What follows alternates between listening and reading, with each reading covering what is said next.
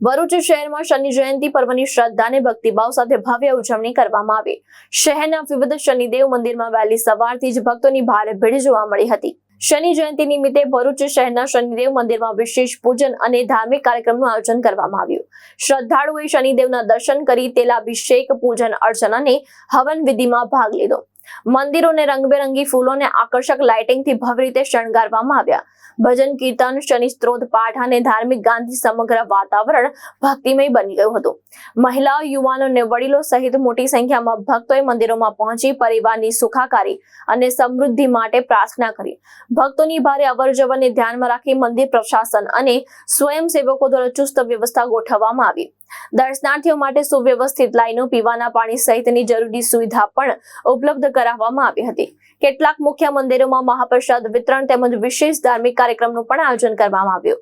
સમગ્ર દિવસ દરમિયાન શહેરમાં ભક્તિ અને ઉત્સવનો માહોલ જોવા મળ્યો હતો।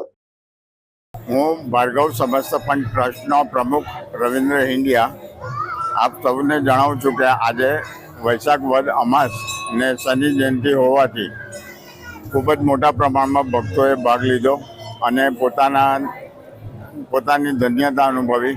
સાથે સાથે લાગતી વળગતી રાશિઓને જે કંઈક પનોતી હોય એમાંથી એ લોકોને મુક્તિ મળે, સહાય મળે તે માટે ભક્તોએ ભાગ લીધો।